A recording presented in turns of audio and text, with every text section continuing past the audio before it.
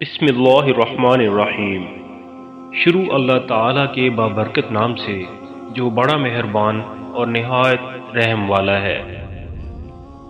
رسول اللہ صلی اللہ علیہ وآلہ وسلم نے فرمایا، سب سے بہتر دن جس میں سورج نکلا جمعہ کا دن ہے۔ اسی دن آدم پیدا کیے گئے، اسی دن وہ جنت میں داخل کیے گئے اور اسی دن وہ جنت سے زمین پر اتارے گئے۔ اس دن میں ایک گھڑی ایسی ہے کہ جسے مسلم بندہ نماز کی حالت میں پائے اور اللہ سے اس میں کچھ طلب کرے تو اللہ اسے ضرور عطا فرمائے گا۔ ابو ہریرہ رضی اللہ عنہ کہتے ہیں، پھر میں عبداللہ بن سلام سے ملا اور ان سے اس حدیث کا ذکر کیا تو انہوں نے کہا، میں یہ گھڑی اچھی طرح جانتا ہوں۔ میں نے کہا، مجھے بھی اس کے بارے میں بتائیے اور اس سلسلہ میں مجھ سے بخل نہ کیجیے۔ انہوں نے کہا، یہ عصر کے بعد سے لے کر سورج ڈوبنے کے درمیان ہے۔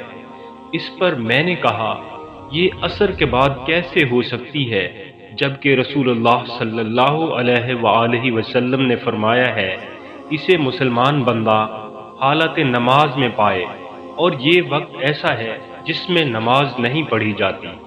تو عبداللہ بن سلام نے کہا، یا رسول اللہ صلی اللہ علیہ وآلہ وسلم نے یہ نہیں فرمایا ہے کہ جو شخص نماز کے انتظار میں کسی جگہ بیٹھا رہے تو وہ بھی حالت نماز میں ہی ہوتا ہے؟ میں نے کہا، کیوں نہیں، ضرور فرمایا ہے۔ تو انہوں نے کہا، تو یہی مراد ہے۔